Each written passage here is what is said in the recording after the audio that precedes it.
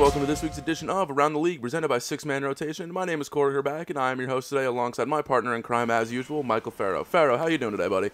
Pretty good. Tired. It's always good to hear. We're all a little tired. It is what it is. And as we mentioned last week, we're beginning a new segment this week where every week we discuss a new team. And this week we decided to start with the Atlanta Braves, and I'd like to welcome one of SMR's co-founders and the biggest Braves fan that most people will ever know, Jason Gold. Jason, you excited to talk about the Braves today? Always. As always. I know there's a lot to talk about with them, but we're going to get to them in a minute. First, we are going to discuss our normal segments, and starting off at the week, like we always do, the Zach Greinke quote of the week. Great guy. So Mind if I get this one? Go ahead, all you, buddy. There's more people to ignore in New York or Boston than there are in Milwaukee, but I would still ignore them. Probably. Zach Greinke.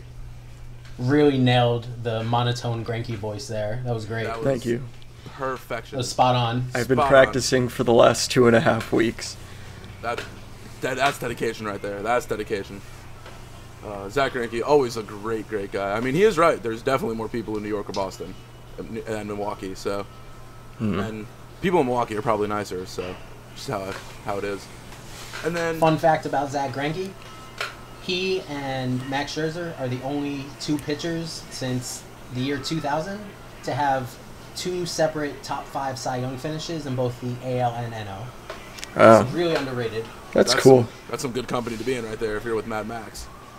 So, now this week we did a little differently for winners and losers. Last week, Farrow and I each gave our own winner and loser, but we have a lot to talk about with the Braves today. So we decided as a collective group, we just all came up with our own winner and loser.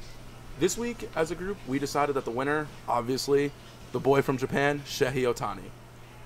I mean, there's really no other person who could win. I mean, he's the most coveted man in sports right now. Jason, you agree with that, right? He's basically Major League Baseball's bachelor right now, and he is just very slowly giving out roses to each team that he wants to talk to. He's in the perfect situation for himself. He's going to get paid somewhere down the line, this bonus restriction at the start, there's been a lot of talk about that. But this process he's going through right now is going to ensure that whenever he gets that first big free agent deal or contract extension, he's going to make sure he's in the place he really wants to be. Yeah, with that, it's sort of baseball sweepstakes. I could imagine, the people that do a football life doing something after this decision is made in the vein of that. Absolutely. Ohtani is just loving life right now, and he doesn't really. And the best part for him is he doesn't care about the money, so that's not even upsetting to him. So he's just loving his life right now. And no one really seems to know what he cares about right now. Exactly. Yep. So he's just doing his own thing. What more could make somebody happier? Just being able to do your own thing. Maybe he's spinning a wheel or something. We don't know. I don't know. Yeah, for all we know is maybe he did sign with the team. He said he was knocked out and he's just playing a prank on everybody. That'd be great. That's what Corey is hoping. And as we saying that, we're going to step on to our loser, as painful it is for me to say. The loser of the week is the New York Yankees. They lost out on Ohtani, which a lot of analysts picked them as actually the favorite to land him. They were the first team knocked out, and then they hired an inexperienced manager.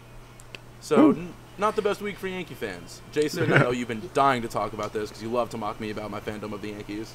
So I'm going to let you jump right in and start away. Listen, I really have nothing against the Yankees as a team. The thing that annoys me about the Yankees is the media attention they get, which is totally, understandable because they're in, the media capital of the world. But you're right. The Yankees did have a rough week.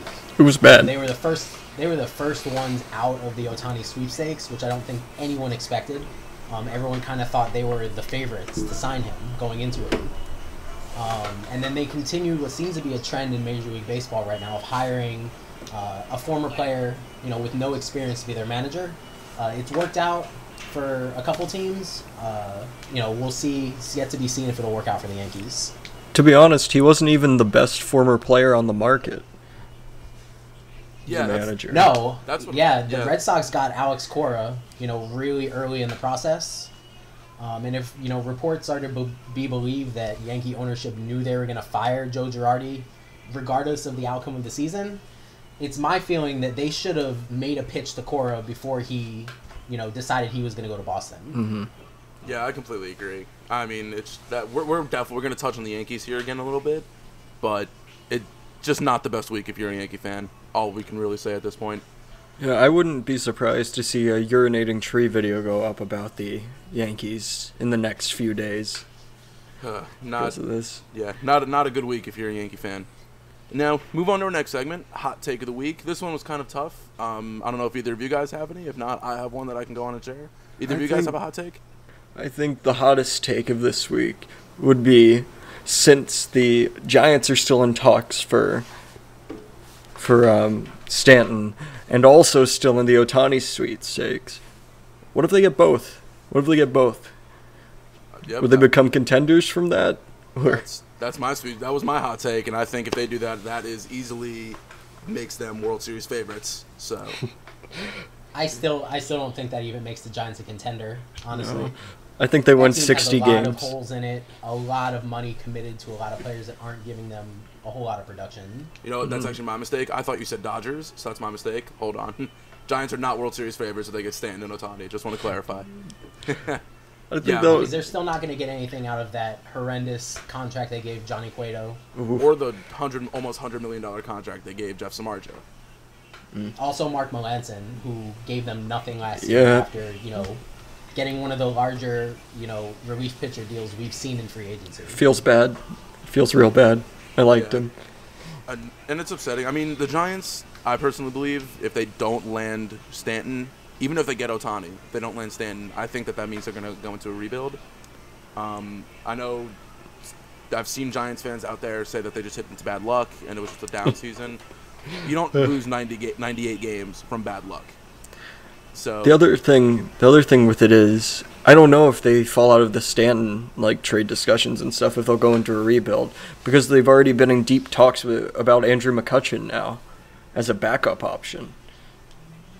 Yeah, I mean, look, if they want to go for it one more year, I'm not their GM, I'm not their owner, they can do what they want. But personally, it's like, you guys won 3 World Series in this decade. That's more than the Yankees could say, or more than a lot of other. I think no team has won 29, or none of the other 29 teams won 3 this year. So they've been the best team so far this decade. You can only win one each year. So obviously, no other teams have won 3 this year. Yeah, that was a stupid remark, but. They were the best. They've been the best team this decade, and it's just over. The fan base has to understand, our time came, our time passed, and it is what it is. I think it's time for a rebuild. It totally is time, but I don't think they're gonna do it. I don't think so either. I mean, they're kind of. It's an interesting situation. If they want to go for it, go for it. If they think they can grab a wild card, because nothing they can do really can displace the other teams in their division. Yeah. So really, when you look at the Giants' success this decade, you can't really look at it and see one specific source for their success. Mm-hmm. Exactly. They rode a couple of really good pitchers into the ground. They rode Tim Lincecum and Matt Cain, just rode them into the ground. Mm-hmm. Both are out of the league now. Both won Cy Youngs in their career, but were really inconsistent, as they hit that 30 years old point. And then throughout even their postseason runs, they always managed to come up with that one player who came out of nowhere to be the hero. Mm-hmm. And that's just not sustainable, even with a Madison Bumgarner or Buster Posey. Yeah. 2 superstars doesn't make a championship team. One thing I could see is, even after getting Stanton, I think they could still rebuild after getting him. With how long his deal is, they could be bad for a few more years and restock that farm.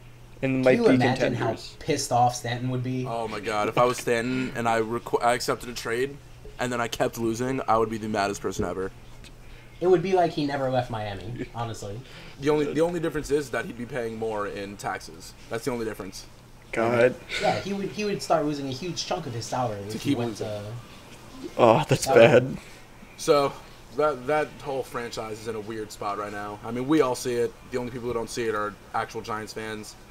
My hot take was that the Dodgers are going to land Ohtani and Stanton, because it seems like Stanton isn't going to accept the trade until he knows what the Dodgers are doing. So if that happens, that'd be awesome. I think a lot of people would lose their mind over that. I don't think, from one of the reports I've seen the Dodgers aren't going into it full force. They're just throwing deals out there and seeing if they can pull one over the Marlins. No, that makes sense. Yeah, I mean, the Marlins have... I mean, it's been reported that the Marlins' first primary goal for this is just getting rid of the money. They don't care about the... It seems like they don't care as much about the prospects they get in return. So...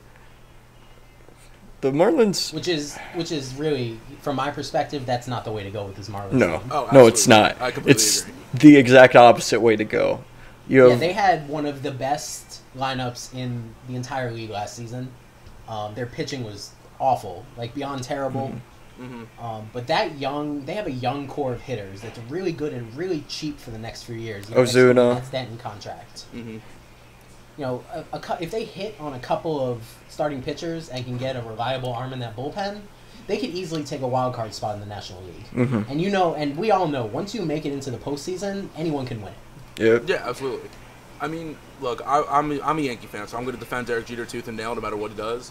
But even I have to agree. I've always said, like, look, if you want to rebuild that franchise, I completely understand. But the first goal, no matter who your team is, shouldn't be, just get rid of money. What's wrong with eating $10 million of his salary a year and getting amazing prospects in return? Yeah, you look at the state of some of the minor league systems across the league right now. We have this crop of prospects coming through that are, incredible. We have guys like Ronald Acuna, Vlad Guerrero Jr., Brendan Rodgers out in Colorado. We have some really special players coming through. And we're sitting here having to listen to talks to send, one of the best players in the league right now, in Giancarlo Stanton, to some teams that really have some, relatively poor minor league system. It's kind of a letdown because there can be some big deal with really exciting prospects being exchanged. But the Marlins are just sitting over here like, no, just give us money and you can basically have him for free. Yeah, exactly. It's upsetting. Now, let me ask you guys this question really quick. Jason, you mentioned Brendan Rodgers. How many home runs do you think Stanton would hit as a Colorado Rocky? Oh, Jesus. It's always tough to estimate the Coors effect. The thing about Stanton is that, he hits a lot of line drive home runs. He really just crushes the ball. Absolutely. Even when he gets out, he crushes the ball. Mm-hmm. I don't think his home run totals would inflate quite as much as people think if he played in Colorado. I think he would hit 50, 55 every year easily. What I think would really go up is, just his extra base hit numbers in general. Yeah. Stanton has some pretty underrated speed for such a big guy who hits a lot of home runs. Mm-hmm. Playing in Coors, I think, would really benefit him. He'd get a lot more doubles, a handful more triples. His slugging in general would go way up, but not so much his home runs. Mm-hmm.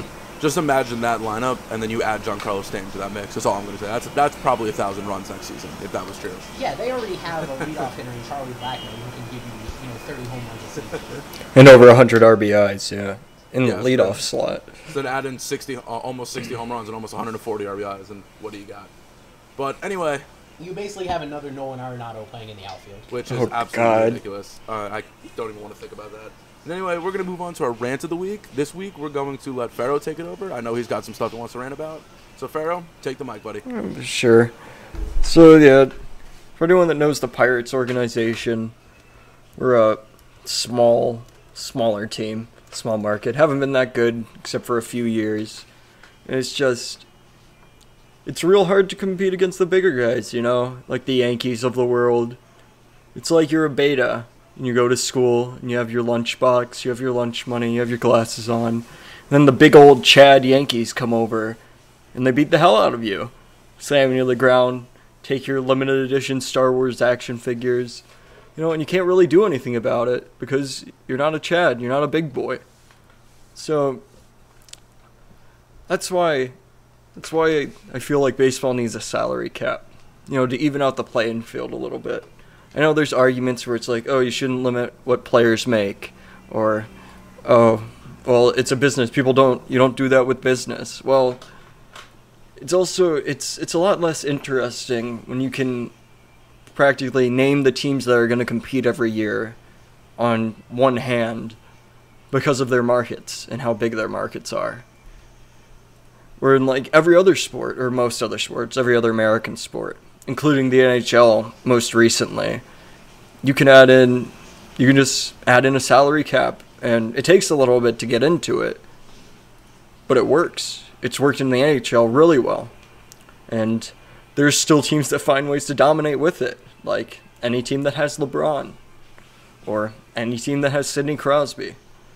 You know, it just doesn't feel right that there could be almost $100 million difference in teams' payrolls, like starting a year off. Yeah, I completely get that. Obviously, I'm for no salary cap, being a bigger market fan. One thing I mentioned to you that you seem to think was better, I personally like how they do it now. How there's it's not. I don't want to call it a salary cap. They call it the luxury tax. It's a soft cap. It's a soft cap. You go over it, you pay a fine, you pay taxes. I personally think they should make it stricter. Like right now, you go over it, you just pay double. You pay a certain percentage extra based on how many years you've been over. I think they should make it tougher. You lose draft picks. You still pay taxes. Make the tax penalties even harder. Because even as a big market fan, sometimes it's like, come on, stop buying every player. And especially coming from a Yankee fan, that's probably crazy to hear. But sometimes, I mean, even the big market guys are like, give the little guys a chance. It's more fun that way. Yeah, the big markets definitely have an advantage. All you have to do, for proof is look at this year's, championship series. The NLCS, the ALCS, you had the top 4 media markets in the United States represented. Between, the Yankees, Astros, Cubs, and Dodgers. It was 1, 2, 3, 4 in terms of largest media markets. I don't necessarily agree with introducing a salary cap. I think what Major League Baseball really needs is a salary floor. Because you have these teams... we were talking about the Marlins. We'll talk about the Marlins a little bit more in a minute. Who are kind of notorious for going through the cycle of gutting payroll every few years and paying their players as little as possible, and kind of just taking a chance that they'll hit on prospects. Oh, you mean the Pirates? And you've seen it firsthand. Yeah. I don't want to bring back any traumatic memories for you. That's fine. I'm used to it. So it's kind of what we see happening in the NBA now. Started with the 76ers, trust the process. I'm afraid that we're going to start seeing that now more and more in Major League Baseball, because that's basically what the Cubs and the Astros did, and they're, the past 2 World Series champions. They went full-on tank for years, both lost 100 games several years in a row, and, now they're 2 of the best teams in baseball, unquestionably. And I don't want to see that become a trend. This is why I think we need more of a salary floor than a salary cap. Yeah. Now, let me pose you this question. You're talking about teams with low payroll. I'm looking at a team right now, the Philadelphia Phillies, going into 2018. I'm going to give you guys a chance. Jason, guess how much they currently have committed to their 2018 payroll. Listen, I hate the Phillies. I could talk about the Phillies forever, and it's disgusting how little committed payroll they have next year. Very few people know it, but the Phillies are going to be really dangerous in a year or two. I think they only have something like maybe $30 million committed for their payroll next year. I think that's pretty close. So, I'm gonna say $20 million. So $20 million or below. At the current moment of guaranteed contracts, the Phillies have $6.35 million owed. Now, and that's just Odubel Herrera, right? That's literally Odubel Herrera, and then a Michael Saunders buyout, and then Matt Harrison buyout. That is still a money. Jesus, that's insane. Now, Baseball Reference they do estimate players like arbitration and stuff like that. A payroll with their payroll after estimated totals and everything is going to sit at $39.9 million. That's what they estimate. It could change based on arbitration salary figures and stuff. But that's ridiculous. Yeah. And they're going to have a lot of money to spend because, again, the size of their media market is huge, being in Philadelphia. And they have some very wealthy owners that have shown in the past that they're willing to spend to get a championship in Philadelphia. Yeah, I mean, the Phillies' payroll is right now the luxury tax is just under $200 million, which means that going into next year's free agent group, they're going to have $160 million to spend on Bryce Harper, Manny Machado, potentially Clayton Kershaw, Josh Donaldson. All these guys, they're gonna have $160 million before they even have to worry about facing penalties. Well, Bryce Harper is already off the market, so let's leave him out of this discussion. I forgot. Jason's fully on the Harper to Cubs bandwagon. 100%. I see it. It's bound to happen. Jason sleeps on the Yankees. It's okay. It's okay. I really hope I wake up one day and this was all a dream and the Cubs still haven't won a championship. Baseball was better when the Cubs were bad. Yeah. I enjoyed those 3 years where I felt good about my team. That was cool. Anyway, that's the rant of the week. We kind of got a little off topic. That's always going to happen when you listen to, especially us three, talk about baseball. So now we're going to move on to the news. A lot has happened the last week. First thing we're going to bring up, we just discussed a little bit. The New York Yankees expect today on December 4th, which is when we recorded this episode. The New York Yankees have officially hired Aaron Boone to a 3-year deal, making him the manager through 2020. I personally am okay with this. To me, I wish that this was all a dream and Girardi actually signed a 15-year deal to continue being our manager forever. But for the options we had, I wanted Beltran or Boone. So I'm okay with this. But I know, Jason, you have a different take. Pharaoh, I really don't know how you feel about this. You've kind of stayed quiet in the discussions we've had. So I'm going to let Jason go first because he's already very strongly opinionated on this. So the Yankees won, 96 games this year? Somewhere around that. They won 91, but their Pythagorean was over 100. Yeah, so looking at it big picture, the Yankees actually underachieved from what they should have done this season. I don't put that on Joe Girardi. Talking about the Joe Girardi firing is something completely different. You guys have already covered that, in past episodes. I don't think Aaron Boone is the right choice. I don't think it's smart to take a team that's obviously ready to compete. They have one of the most dangerous lineups in baseball between Gary Sanchez, Aaron Judge, Didi Gregorius. They've got some sneaky good players in there. Brett Gardner, Starlin Castro, Greg Bird, who's my biggest fantasy sleeper for next season. That team's going to be really good next season. The team's going to be really, really good next season. And they have, probably the best bullpen in baseball. So I don't see the logic in hiring a manager who has zero managerial experience, really doesn't even have any coaching experience, I think. And saying, okay, you're in charge of this team that was, 27 outs away from the World Series last year. It was my thought that they should have gone out and gotten someone who has that experience, especially that experience managing a bullpen, which I think is becoming more and more important in, modern baseball, as we've seen the last couple postseasons. And I touched on it earlier. The reports said that Yankees ownership had decided that Joe Girardi was going to be gone regardless of the outcome. If that was the case, there were some really good candidates, really good experienced candidates on the market that the Yankees could have reached out to if they had already made that decision to let Girardi go. Before they even began their search, Alex Cora was hired. Ron Gardenhire was hired. Dusty Baker's still out there. I don't think Yankees fans want Dusty Baker. Absolutely not. But I'd still take I don't think anyone Dusty wants Baker, Dusty. For one season, just to give them a chance to compete while they find someone, more experienced to take over long term so they don't have to feel rushed. I feel like this whole Ohtani situation kind of rushed them into picking a manager as fast as they could, even though they took a month and ended up with Aaron Boone, which is kind of laughable. And they didn't even end up getting Ohtani.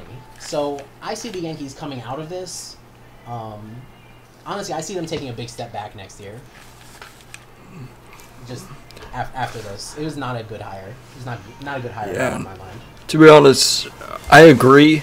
Most points there. I don't think it was a good hiring. The main thing that I found crazy to me was even firing. It's like, yeah, you can talk about them firing him how you shouldn't, but after they waited a month. They didn't have a plan. They didn't know who they were gonna hire, which is crazy. How you can do that, where you have a fabled, storied manager that's done great things with your organization, and you throw him away, and then you don't know what you're doing afterwards. To be honest, I don't think the Yankees take that far of a step back. I feel like Boone is gonna lose them some games with some poor decision making, but I still see them making the playoffs. The team's too good to do anything worse. Yeah, and that division is going to be pretty weak next season. Outside of the Red Sox and the Yankees, I don't see any other team in the AL East really even breaking 80 wins, honestly. I pretty much agree. So go ahead, Jason. Finish your thought. Yeah, they have a chance. Boone's not going to be out there hitting every day, although some Yankees fans will look back at that game against the Red Sox and maybe wish he was. But there are also reports out there, kind of passing the blame almost for the Boone hiring, almost as if some people within the organization feel the need to explain themselves, like they realize it wasn't the ideal hiring. I just, came across this quote from Hal Steinbrenner saying that he had concerns about hiring a candidate without any coaching experience, but that it might have been less of a concern for Brian Cashman. And I read that and I think, okay, there's some disagreement in this front office about what direction they wanted to go, and that probably led to the Girardi firing in the first place. But I think it was a huge mistake then to not have a unified front and know what they were looking for while they were looking for a new manager. Mm-hmm. So I have a different take on this. I pretty much agreed with everything except when Jason said that he thinks the Yankees will take a big step back.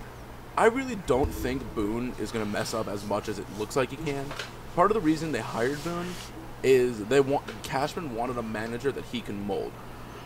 Part of my issue with Girardi, and look, I love Joe Girardi. He's one of the best managers Yankees ever had. I mean, 910 wins in 10 seasons is incredible, especially with some of those rosters he had.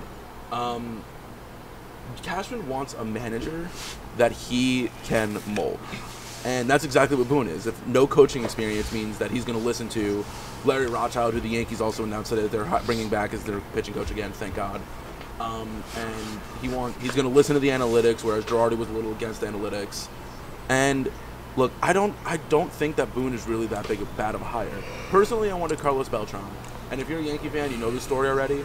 But going into spring training in 2016, Carlos Beltran asked the locker room guy, keeper, whoever takes care of the locker room, I can't think of the word. He asked him to put one of the rookies next to his locker. The guy they put next to his locker is a guy we might have heard of. His name's Aaron Judge. And Beltran spent the entire spring training talking to Judge about hitting, talking about how to be a professional, talking to him about all the things that it takes to be a major leaguer. So Beltran knows what it takes to connect with the young players. And he's a Hall of Famer one day. So I personally wanted him. Boone was my second choice. I assumed it wasn't going to be Beltran because he did say he wanted to spend time with his family. So at the end of the day, I'm all right with the Boone hiring. The one thing I like about the Boone hiring is that he's one of the new generation of managers who's full in on analytics. Absolutely. You don't see teams winning now without, an analytics guy. Mm-hmm. Cubs have Joe Madden and Theo Epstein, who are both big on analytics. Pretty much the entire Dodgers organization is big on analytics. The Red Sox had Theo Epstein, who put them on this current track of success they have. You can look at pretty much any of the most successful teams in baseball right now and identify someone in that organization who utilizes analytics as much as they can. And if Boone's going to be that guy for the Yankees, he could very well be successful. Yeah, that's pretty much where I look at him. I mean, like Cashman said, he wants somebody who he can mold, who he can say what the team wants. And Jason, you've made jokes about it all season long. It seems like every time somebody flies out to the Yankees outfield, Judge, Hicks, and Gardner are literally positioned perfectly on it. You always make the joke about oddly specific shifts. And that's because the Yankees have great defensive analytics. I mean, between every at-bat, they show Hicks or Judge or whatever looking at a little note card they keep in their back pocket telling them where to stand for the batter. So yeah, you saw it during the entire series, especially against the Astros. The Astros would be hitting it all over the outfield, and it would always be directly at someone. They always had either Judge or Gardner in exactly the right spot, where they didn't really even have to move to make a catch. Exactly. The Yankees are up there with the Dodgers among those teams that are really good at using analytics. And, I hope that continues league-wide. We have some people who, some of our writers think that it makes baseball kind of like a random number generator. It makes it real predictable. We know everything's going to happen if analytics continue to advance, but it really ups the strategy you see in the game, where teams have these tendencies and they can look at them on the fly. I think it's exciting. I personally love analytics. I mean, sometimes it is fun to just send a guy up and let him see what he can do, but at the end of the day, I mean, analytics are pretty much what brought us some of today's greatest stars. I mean, Cody Bellinger's swing is literally tailor-made to hit the ball in the air with launch angle. His swing looks weird because it's not normal, because they tailor-made it for analytics. So without analytics, Bellinger might not have been as good because his swing wouldn't have produced as many home runs as a rookie. So yeah, that whole Dodgers team is on another level in terms of analytics. Absolutely. The one thing, the only downside I can see with analytics, and there's very few, would be on the player side with them overthinking things. Or like if you tell a batter like, hey, he likes to use this pitch a lot. That pitcher, if the pitcher knows like, hey, people have been talking about my changeup a lot, they can change it up and start throwing other things that might mess with the batter's psyche one day. But that's more of a day-to-day thing. Yeah, I mean, there's always going to be issues like that, but at the end of the day, I mean, even with analytics, it's hard to predict exactly what will happen, especially in like a sport as completely unpredictable as baseball. I mean, when you go into basketball, certain teams, you know that team's going to win that day. Football, you know the Patriots are going to beat the Giants. Like, baseball's the only no, sport. man.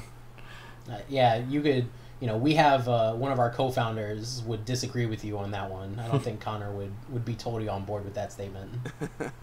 But anyway, you guys get what I mean. Like, baseball's the only sport where any given day, the best team could be the worst team in the league, and the worst team could be the best team in the league on any given day. Just depends what happens. And unless you're talking about the Steelers, but that's different. Because they can do that. They can do that. Farrell with the Steelers is something else. You Pittsburgh fans. Just with Pittsburgh in general. Yes, Farrell with Pittsburgh in general. Hey, man, we lost the Bears. One more thing about this Boone hiring. This is actually the first time since 1946 that the Yankees have hired a manager with no managerial or coaching experience. That's a really long time for such a storied franchise. That last guy they hired was Bill Dickey, who ended up in the Hall of Fame. So, there's a precedent for success there. Yeah, but then again, at the end of the day, the team was a little bit different. Teams are a little bit different. I mean, Bill Dickey was a great player, great manager.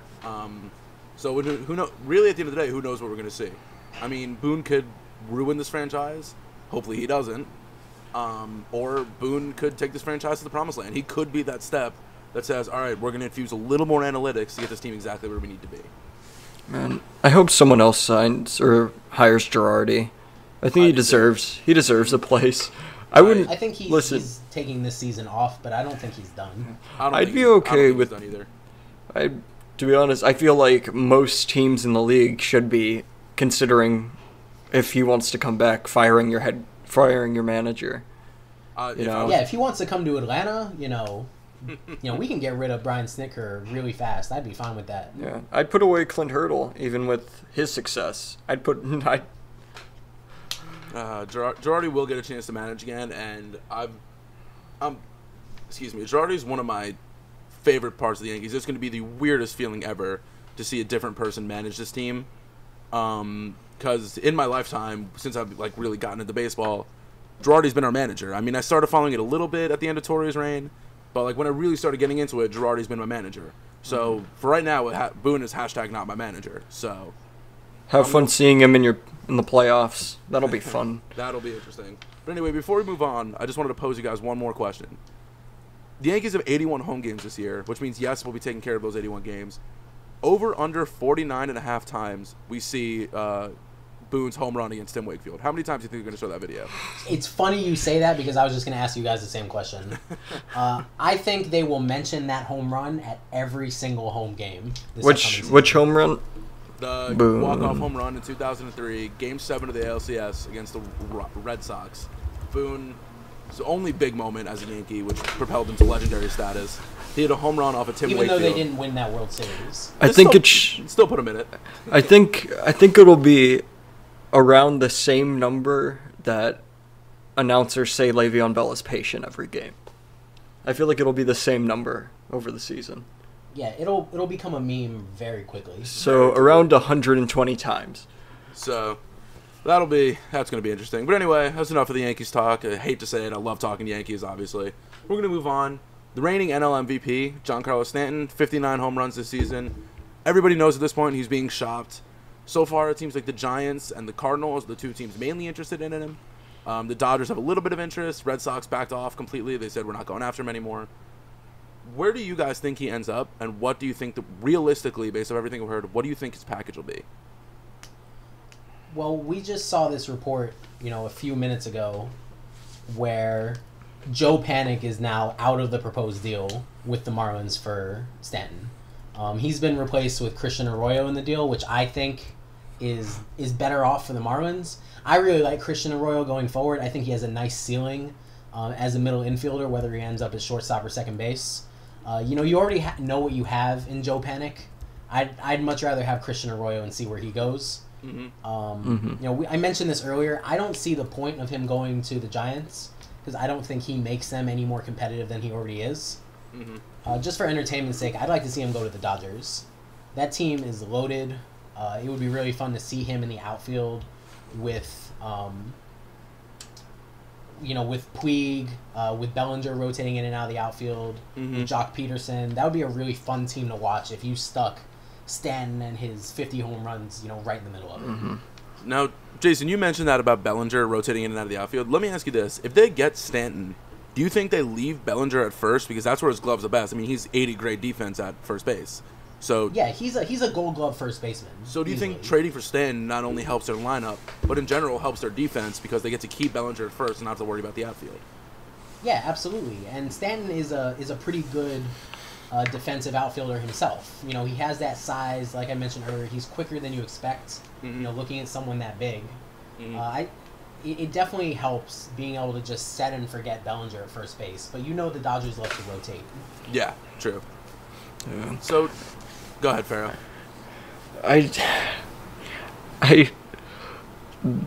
The Masochist to me really wants him to go to the Giants, just because I don't understand it at all. But I feel like the Dodgers are the most likely spot, and the Cardinals are up there, but I don't want that because they're in my division. I just don't. Fair enough. The Dodgers seem to be Stanton's pick. He wants to go there. That's where he wants to end up. I feel like the Dodgers aren't going to want to give up as much as the Marlins want, though. I feel like the Dodgers are like, we're still going to be World Series contenders either way with this. And the Marlins seem to want nothing. They want them to take on all of the salary. And I don't think they want to do that. So, speaking of that, I actually literally just Googled Stanton's name, and CBS Sports reported an hour ago that the Marlins want Jose Martinez and Waka from the Cardinals in a Stanton trade. So that would be interesting. The Marlins, if the Marlins can get a solid pitcher like Waka, even without Stanton, they can compete for a wild card spot next year. They have that solid core of hitters. If they can get one or two solid arms, Waka's underrated. Oh, absolutely. If they can get Waka for Stanton as part of a deal, I'd do that if I were the Marlins. Yeah, I would completely do that too. Now, seeing all this stuff about how the Marlins don't really want as much from teams, if you're a team who has a low payroll like the Phillies or somebody like that, obviously you got to get Stanton to agree, or even a team like the Yankees, or I'm trying to think, maybe the Cubs, a team that's just one piece away. If they can just stomach that contract, I don't see why they're not hopping in on this, and just because you don't have to unload the farm for this. At first, I thought that if a team like the Yankees wanted to trade for him, they'd have to send Gleyber Torres, Clint Frazier, and all this stuff. Now it just seems like they got to trade three people from the top 20 for any team. So I don't understand why more teams aren't hopping in on this. That's just my thing. Like, I get the money's ridiculous. No, not many people want to take on 10 years, $295 billion to somebody who gets hurt as much as Stanton. But if you can talk to Stanton and say, you can come here, you will most likely be the reason we win a World Series. Can we rework your contract a little bit, make it a little more front-loaded instead of back-loaded to make it easier down the line? If I'm Stanton, I'm like, yeah, sure, give me the more money now. I don't care. That's just me. I just don't see why more teams aren't getting in on this. I think a lot of teams are really considering the future when they're looking at Stanton right now. You mentioned the Cubs. As much as Stanton would be a nice fit for the Cubs short term, they're in a situation where they're going to have to find some starting pitching really soon. They need some money for that. We'll talk about Ohtani in a few minutes. The Cubs are one of his final teams on his list. That could solve their problem real fast, but if he doesn't end up in Chicago, they have to replace Arrieta, who gave them a lot of innings last year. They have to replace John Lackey, who came up big for them in some key situations last year. The Quintana trade was a good start, Kyle Hendricks is an ace who still has some cheap seasons left in him. Mm-hmm. John Lester's probably on the decline, but he'll still get you, 150 innings for the next couple seasons. Mm-hmm. But they're going to have to find another front-of-the-rotation starter. And not to mention, they're going to be signing Bryce Harper to a huge contract next season. So I don't know that they want to take on that Stanton contract. Yeah. I don't think a lot of teams do. And I see why, like, people like the Phillies are teams that are going from contention or, well, non-contention to pseudo-contention or close to it, that they're like, they wouldn't want to take that on. It's just so much that it could stall the development of other players and stuff, or players you want to keep. It's just a lot to put on the books, and it wouldn't help them that much right now. I don't know, man. If I'm the Phillies, I'm meeting with Stanton. I'm saying to him, like, look at our future. We're set to go in a couple seasons. If you can just stomach a couple more losses, you'll be the guy that people come to see us play. If you can just stomach a couple more seasons of losing, once we're ready to go, we'll be going full force. And they could afford him without any questions. And if they can, I'm really surprised that the Phillies aren't in on Stanton. Mm-hmm. They have all that money available.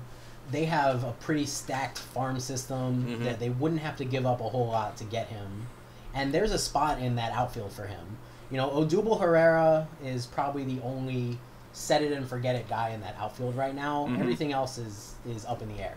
Absolutely. If I were the Phillies, I'd be the first person in line to make a trade for Stanton right now. And even if you think about it, like I said, the Phillies only have 6 and change million committed guaranteed right now. If they add Stanton, their payroll is still only $31 million guaranteed, which is literally ridiculous to have Giancarlo Stanton on that level of payroll. So I just don't get why they're not looking for it. So, but anyway, that's why I'm not the GM. That's their choice. But it's just interesting that more teams aren't in on Stanton right now, especially knowing that they don't have to empty the farm for him. So anyway, as you mentioned before, you said we were going to talk about Ohtani. We're going to start bringing him up now. Ohtani is officially coming. He has officially been posted, and he's narrowed down his list to a few teams. Jason, can you name those teams for me? I know you have the list pulled up. Yeah, so he's got 7 teams left that he's considering. The Dodgers, the Angels, the Padres, Mariners, Giants, Rangers, and Cubs. And you kind of see a theme there. 7 of those 8 teams are in the AL or NL West. The Cubs are the lone outlier there. Theo Epstein obviously pulled some magic to get Ohtani to keep them on his list. All the other teams kind of fit these criteria he's named, where he wants to be on the West Coast, on a team without another kind of Japanese superstar, where he can be the guy that, everyone knows who he is, and they're not comparing him to some other player on the team, for one reason or another. He also said he wants to be in a small market, which I don't see with, the Dodgers, Angels, or Cubs, really even the Giants. But, that could all be a smokescreen. We don't really know for sure what's going on right now. We just know, this list of teams is from Ken Rosenthal, so I'm going to take it as fact that those are the only teams that he's still considering. Yeah, I mean, Ohtani, it's just interesting to some people. He doesn't care about money. He doesn't care about winning. He doesn't care about being larger than life. He just wants to literally come over and play ball. And it just seems like he wants to be closer to home. He wants a longer chance. I mean, some of those teams, like if he goes to the Dodgers, they're not going to give him as many opportunities to hit. But like a team like the Padres, well, I'm starting to think it's either going to be the Padres or Mariners he goes to. A team like the Padres, they literally have nothing to lose from letting him hit. So if he goes there, he's like, yeah, I'll be there. If he goes there, he's like, yeah, I can hit longer. I can try hitting longer. I can pitch longer. So it's just interesting to me. But I just don't know what he wants. Maybe he's. Yeah, as we were saying before, it's none of us are Ohtani or his agent. We have no idea what he's thinking, but it feels like it's staying mostly in the West Coast. Mm-hmm. Maybe he picked some favorites from back home or whenever he was watching the MLB. We don't know, but maybe he's just spinning the wheel. Maybe he's throwing darts at a board. Maybe is the perfect word for this whole Ohtani saga. Absolutely. Just that one word kind of sums it up so far. Maybe this, maybe that. It really is. Maybe he doesn't really even know what he wants. Watch him not come. Watch him just be like, nah, I'm good. Nah, no team really enticed me enough. Yeah, I thought it was really interesting today that the last team he eliminated, before he kind of got down to that final 7, was the Astros. And we all kind of took it for granted that the Astros were never really in the running because, we all saw Yuli Gurriel, in the World Series make that gesture at Yu Darvish. Yeah. I think it's kind of interesting that it took that Ohtani even listened to the Astros, that he even picked up the phone when they called and even gave them a chance. Yeah, that is really interesting to me, especially just because, if you're a guy like Ohtani, if I was Ohtani, I'm listening to all 30 teams because you never know what a team has to offer. But especially with what happened with Gurriel, I was really surprised that the Astros were in this far. And throw Ohtani on the Astros, a rotation of Keuchel, Verlander, Ohtani, McCullers, and Morton, that's a disgusting 1 through 5. Yeah, that would be one of the best rotations I've ever seen. Yeah, that's just gross. And you were an Atlanta fan in the '90s, so saying that would be one of the best rotations I've ever seen, that's really saying something. So that was interesting to me. Obviously, Yankee fan, devastated he didn't want to come to us, especially being the first team he knocked off. Nobody saw that coming. That was so surprising. I've been devastated ever since. I had to pick myself up some emergency Chipotle today to make me feel better. I got real surprised with how far the Pirates got. It makes sense though. They got just far enough for me to get my hopes up, and just quickly enough where they set down. Pharaoh, how do you feel about the Cubs being one of the finalists? I don't like it. There's not much else I can say other than that. I just don't like it. You can hear the pain in his voice. You can feel how upset he is. Just not in my division. I don't care if you go to the Dodgers, make the Dodgers a powerhouse. I don't care. Just not my division. At this point, I honestly think the Dodgers are going to be the next team out. That would be funny. I know that comes off as a hot take, but I don't see how the Dodgers can entice him to come there from everything we've heard. LA is the second largest media market in the country. Huge market. They have one of the they're one of the most well-represented teams in the majors in terms of Japanese players. They have, some superstars there already. Clayton Kershaw, one of the biggest names in the sport. And the biggest names in the history of the Yasiel sport. Puig is a huge personality who takes up really his favorite outfield position if he was going to play in the outfield. And they can't offer him a DH spot. So I don't see what the Dodgers can offer Ohtani based on, what people have said that he's looking for. Yeah, unfortunately, I'm really starting to think he's going to go to the Mariners. I hate that. I love making fun of the Mariners, only making very marginal upgrades that are going to keep them mediocre for years to come. It's one of my favorite things to do in baseball. And if the Mariners land Ohtani, they could legitimately be wild card. They could be a wild card team. Mm-hmm. They would probably need to add another pitcher. They'd have Ohtani and James Paxton. I don't think Felix Hernandez is coming back. He'll put up some innings, but I don't think he'll ever be anything close to what he was. Yeah. I don't think Ohtani makes them a contender on his own, but it's a good step forward. Definitely a good step forward. And the only reason I can see not the Mariners is they do have Nelson Cruz as the DH, and a lot of teams a lot of reports I've seen that teams aren't really sure about whether they're actually letting him play in the outfield consistently. So that's an interesting one, but it's starting to look like the Mariners maybe the Padres. Again, just going back to maybe over and over again. At this point, as long as he's not in a Mariners uniform, I'm happy for the guy. That's all I care about. Hot take here. Go ahead, Pharaoh. All right. Hot take comes down to the Padres and Mariners. That's how I feel it's going to end up. Both are... I like the Padres as a fit. Yeah. I feel like the Padres, if he lives up to his potential, probably, he'd make them almost wild card contenders right now. It's just there are two of the teams no one expected to be in the running at the start, which is really interesting. I think there's something really telling that the Cubs are still in this.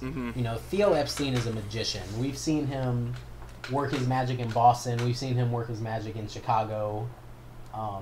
There were reports today that the Cubs front office put together this magical booklet with illustrations and projections just to sell Ohtani on how he would fit into a team that won the World Series a year ago and came pretty close to making it back this year. One of the interesting things out of those reports is that the Cubs didn't include any outfielders in their pitch to Ohtani. They have some solid outfield options on that team between Hayward, Schwarber, Almora, Zobrist will get some time in the outfield. Happ will get some time in the outfield.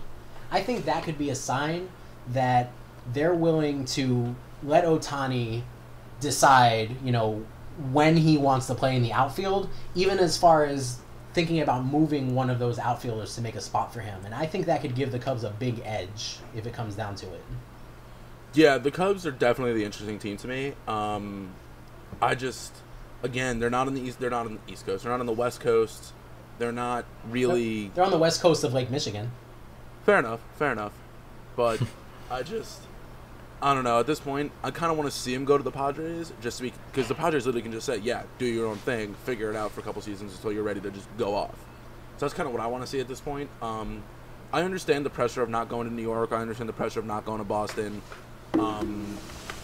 It sucks, but he wants to do his own thing, and I respect it. And that kind of feels like it's all we can do at this point. But anyway, that's it for Ohtani. That's actually it for our news segment now. We're going to move into the Braves. I know Jason's been dying to talk about this for the last couple of weeks since he asked him to come on. So I'm literally going to let you run this segment. We're just going to hop in with our own information. So Jason, take it away. And make fun of you. There's a lot to make fun of, honestly. I realize it. The Braves are a bad team right now. The big piece of news about the Braves right now, even though it's a week or so old now, were the punishments that Major League Baseball handed down for the front office indiscretions. I thought, I'm sure you guys heard, if you haven't heard about the punishments yet, MLB stripped the Braves of, their entire 2016 international signing class, which included, top 50 prospects, Kevin Maitan, some other really good pieces in there. And one I'm really sad about is Bae. Great name, 80 grade name from South Korea. I think he's going to be a great player for someone someday. He was one of the players stripped also. The MLB also reduced the Braves' international signing pool pretty significantly for the next couple years. Banned former GM John Caballero for life from Major League Baseball for not cooperating in the investigation, which I thought was pretty insane on its own. There's only a handful of players who were banned for life from MLB, and it's hard to get that punishment. Oh yeah. I'm hoping that one day we get the full story of what went down with the Braves. But I'm not holding my breath about it. What do you guys think? Now, before I get into that, I wanted to ask you a question. Obviously, the Braves penalties significantly reduced their money, but are they able to re-sign any of these players? Yeah. So, from my understanding of it, from what I've seen from some Braves reporters, if the players haven't signed with another team by May 1st, then they become eligible to re-sign with the Braves for a maximum of a $10,000 bonus. Oh, Jesus. Okay. So pretty much they're not going to re-sign with the Braves. Yeah, unless they're dead set on coming back to Atlanta for some reason. I think they're all gone. Yeah, absolutely. Now, obviously, the most interesting name for this is Kevin Maton. Now that the Yankees are out on Ohtani, in my mind, I'm saying if the Yankees do not sign Maton, Bae, and Junior Severino, I am going to lose my mind. And I think the Yankees get all three of them. That is honestly music to my ears to hear. Oh, yeah, please. It was either Ohtani or the three big names from the Braves class. Mm-hmm. I think a really underrated name that people aren't talking about is Junior Severino. Yes, absolutely. He's a great kind of little known middle infield prospect. Mm-hmm.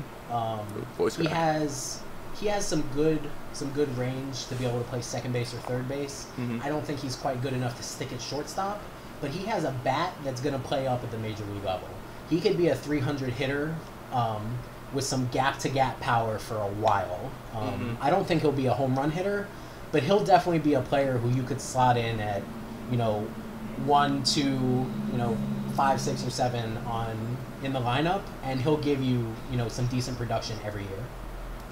I love Junior Severino. I mean, one of our other writers, Connor, he goes off. He constantly talks about Junior Severino. He's dying for the Red Sox to sign him. He's a Red Sox fan. He's only 18 years old, which is crazy. He's 2 years younger than I am. But looking at his stats, I mean, I want this kid. He's 18 years old. He hit 286 in his first. He hit 270, 345, 420 in his first in 58 games to start out the thing. 420? Not a lot. 420. 3 home runs, not a lot. 29 RBIs. That's good for an 18-year-old in the rookie league. Mm-hmm. Oh, absolutely. And I mean, look, the Braves really got screwed with these, and I mean, I don't know how much I don't know how much losing the prospects they already have is going to affect them versus losing the money that they can sign with players going forward. So the Braves were screwed for a while, and we can all say that. But the prospects they lost, those are some really interesting names. That's really throwing a wrinkle into this Ohtani sweepstakes. Yeah, I think every team that's out on Ohtani now is going to be really heavy after a couple of these guys, and they should be throwing all these teams that kind of stockpile their international money. The Yankees, the Twins, the Pirates. They should all be going after this class of Braves prospects because everyone knows the Braves had and still have one of the best minor league systems in the league. Absolutely. It's stacked top to bottom. These guys that got released, most of them were depth guys, but they still have value, and they're the kinds of guys that you need to fill out a system that are projects that you could get useful innings, useful at-bats out of them in the major leagues down the road. Those are the glue guys you need to win a championship. Absolutely. Farrah, you've been quiet. What's your take on this? On the prospect side, well, I feel like my quietness is also going to be the Pirates' take on it. So I feel like since they were actually trying with Ohtani, which was a beautiful thing to hear. That almost made me cry a little bit.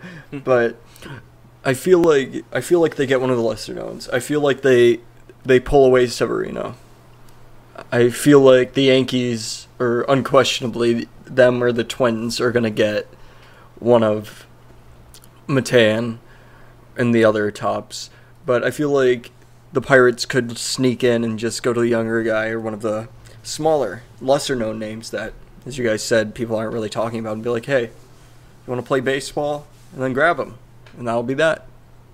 Yeah, I mean, there's a lot worse things that a franchise could do than get players that have already been in the major or minors that are. And the Braves, especially the Braves, and I hate to compliment the Braves because me and Jason like to give each other crap for the teams we like, but the Braves develop players very, very well. I mean, look at Ronald Acuna, look at some of the other guys they have in the minors, Mike Soroka, who we're going to mention here soon, Ozzie Albies, Freddie Freeman. I mean, they develop great players. So if the Braves saw them and took interest in them, that means that's obviously for a reason. So any major league club who has enough money to sign some of these players, they should be clamoring. And if my team, personally, if the Yankees don't end up with any of these players, I'm going to be madder about that than I am about Ohtani.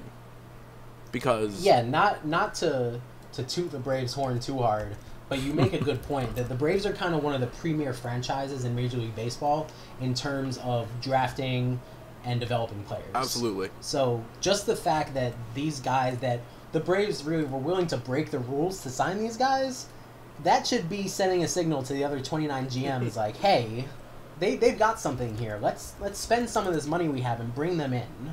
Yeah, I mean, didn't they keep Kevin Maton in a hotel room or something for 2 months before he could legally sign, and they were already working him out and stuff like that? Yeah, that was one of the things that they got dinged for, were improper benefits, especially to Maton. So they had him, they were giving him all the amenities before he had ever signed. They wanted to really make sure that he signed with them, and everyone kind of thought it was kind of fishy when he signed because it was for so cheap. He got less than $5 million of a signing bonus, when really he probably deserved 10 plus. Yeah, absolutely. And I mean, he's only 17 years old, and he was in all three major websites' top 100 prospects. Number 77 for Baseball America, number 100 for Baseball Prospectus, and then MLB.com actually had him all the way up at 32 from Jonathan Mayo. So the pipeline loves him. Yeah, so this kid's special. And, I mean, he wasn't the greatest when he first came over, rookie ball. He started out 220, 2 home runs, 15 RBIs. But then he got moved to the Braves' other rookie league, and he hit 314 there. So he was feeling it at that other one. He just needed some time to get used to it. And he's had some issues with the weight. He has gained weight. I mean, Baseball Reference lists him as a shortstop/designated hitter. Jason, where do you realistically project him? I think he's already too big to stick at shortstop. Not even talking about his weight. He's 17. He's already a big dude. Absolutely. He's not done growing yet. If he can keep the weight under control, I think he can be a really good third baseman. Realistically, I see him in a corner outfield spot, though. Yep. Yeah, I see that. And he's a special young player. I can't wait to see what team gets him. I can't wait. I hope it's a team that develops well, like the Braves. I can't wait to see what this kid ends up being. One name I'm upset that wasn't. I mean, obviously you're not going to be upset about it, but one name that I was upset didn't get released, the release of his contract, Christian Pache. I'm in love with this kid's glove and his fielding ability. I was, not for your sake, but for my sake, I was hoping he got released. Keeping him was huge. I actually like him more than Kevin Maitan, honestly. That's saying a lot. I think he's a future Gold Glove outfielder. He has range, he has speed, he can hit for power. He'll hit 260, 270, which isn't great, but with his speed, his defense, that pop in his bat, he's going to be a really good everyday outfielder in MLB. Absolutely. I'm really excited that we got to keep him because he's special. He is a special player. And he projects to be a future center fielder, which is huge for somebody so young. Yeah. To be honest, I feel like the Braves are going to be fine after all's said and done. Even if the punishment, it does feel a bit harsh for everything said and done, where like the Cardinals can hack into the Astros. Stuff. Well, it was the Astros, right? Or was it the Rangers? It was the Astros. Yeah, that's what we thought. And nothing happens. So that's fine. That's whatever. But whenever the Braves do something, whenever it's one of the smaller teams, it's all hell for King Loose. But I feel like even with all of that said, their farm system is still one of the best in baseball, even with these people being lost. And they're still going to do a lot of great things in the future. Absolutely. Yeah, and one more thing about this before we move on to, that great farm you were just talking about. Especially the hitters in the Braves farm have really come on leaps and bounds this past season. Before 2017, we were talking about the Braves have all these arms, they're going to have some really good pitchers, but they're lacking some hitters. People were talking about trading some of the pitching depth for hitters. And then you had guys like Acuna who broke out this season, Patch who broke out this season. You have some catchers, William Contreras, Brett Cumberland, Alex Jackson, who really broke out this season.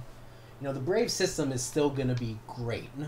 I'm kind of curious to see where all the major sites rank the system after all these prospect losses. To me, they fall right behind the White Sox, who have another exceptional system, but they're still easily top 2 ahead of the other teams. Yeah, top 3 for me, at least. Yeah. Absolutely. Yeah. Absolutely. Yeah, and, the Braves will be fine. I'm not too worried about it. One of the reasons I'm not too worried about it, Ronald Acuna. I mean, listen, what can we say about this kid, honestly? I am in love with this kid. Everyone is in love with this kid. He is special. He's probably going to be the number 1 overall prospect in baseball come the start of the year. Absolutely. He's got some really interesting comps to past players. I've seen a range of comparisons. The ceiling, Andrew Jones, who happens to be on the Hall of Fame ballot this year. Side note, I think Andrew Jones is a surefire Hall of Famer. Greatest center fielder to ever play the game of baseball. He should be in just for that. Comparing some... No, go ahead. No. Because I know you have thoughts on that. With center field, no, I feel like I agree with you right now, but I feel like if Mike Trout keeps it up, there's an argument. I mean, Mike Trout is great. He's not even close to the defender that Andrew Yeah, Jones that's is. true. I mean, yeah, Andrew Jones, 10 straight Gold Gloves. I mean, I've been back and forth with him because his peak was just, oh my God. But he just hit such a wall the day he turned 30. And I remember Andrew Jones as the slightly above average platoon hitter that he ended up being for the Yankees for one season. But when you go back and look at his stats of his prime, like, oh my God, they're just mind-boggling. So yeah, you go back and watch videos, especially of him playing the outfield. Absolutely. He just makes it look so easy. He did. I really hope he joins Chipper in the Hall this season. If not this season, he'll make it in eventually. He will make it. He deserves it. He will make it. And that brings us back to Acuna. He's the ceiling. He's the ceiling comp for Acuna. Absolutely. He has that speed. He has that glove. He has that read of the ball. where you put him in center field, or really I'd put him in right field because he has a cannon for an arm. Mm-hmm. But he'll get to anything. Absolutely. Personally, my comp for him is Jason Hayward. As you guys know, I'm probably the biggest Jay Hay fan in the world. I love him. He's one of my favorite players ever, favorite Braves ever. And I watch Acuna play.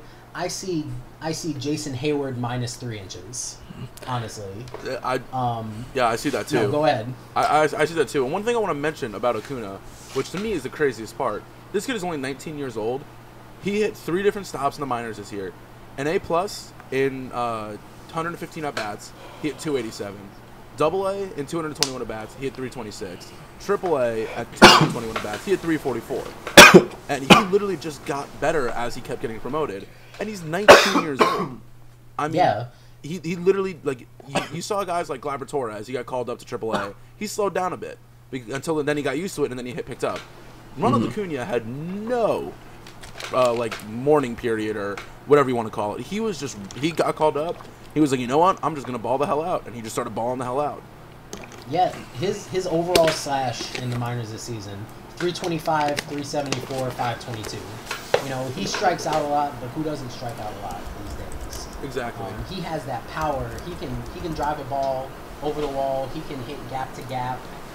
He'll steal you 30 bases a season. He had 44 stolen bases across 3 levels in the minors this year, plus another 2 in the AFL. By the way, he was the AFL MVP, totally deserving. Absolutely. I mean, 7 home runs and 83 at bats in the fall league is ridiculous. Yeah, pretty much the whole Braves contingent in the fall league impressed, but no one more so than Acuna. He's really something special. He really reminds me of Marte for the Pirates. That just in his style of play. That's a good comp for him. Same thing with the speed. Yeah, the speed, the cannon for an arm, where Marte could, Marte could gun you down at home from right field whenever he wanted to. Where I feel like Acuna has that defense, and I feel like with his in his ceiling, I think he could probably get better home run numbers than Marte has. Yeah. I see in terms of real projections, I think you can look at Jason Hayward in 2012. That was his 3rd season in the bigs. 651 plate appearances, 27 home runs, 20 stolen bases, won a Gold Glove. He had a really good season offensively and defensively. He put up 6.5 FWAR that season. That's Acuna's realistic peak for me. Is Gold Glove defense and a 2020 season, striking out a little bit too much. Like 25% of the time. If he can do that in right field, that would put him somewhere around 4.5 FWAR. I'd be over the moon with that. Oh yeah, and that's what I see. And I mean, I really don't see how he could fail. Like, he's just one of those prospects where you can't imagine him coming up and not succeeding, because he's done nothing but be good his entire time in the minors. I mean, yeah, it just makes no sense that as he's played against people older than him, he's gotten better. Yeah, absolutely. And he's in AAA. He was the age differential. He was 7.7 years younger than the average, and he had 344 with a 940 OPS in 54 games. That's just That's just incredible. So he's gonna do special things. He's gonna be special. Now, one guy I see on your list, Jason, of guys you want to talk about. Another guy who I think would be really good, Ozzie Albies. What's your take on him? I love Ozzie. I love all these guys, but Ozzie in particular. I've been following him through the minors ever since he was signed. I think his biggest tool is his defense. He was signed as a shortstop. He was always going to be our shortstop of the future. That was the plan. Stick him at shortstop. He'll win you some Gold Gloves. He's a contact first hitter. He'll be good there. Then we traded for Dansby Swanson, and the plan changed. Dansby's a little bit bigger than Ozzie, so he's more suited to play at shortstop because he has a little bit more range. He has a better arm. But that just means that now we're going to have a Gold Glove shortstop playing second base for the next 5, 6, 7 years. And he really impressed this season in his short time in the majors. He only had about 250 plate appearances. Mm-hmm. He hit 286. OPS 810.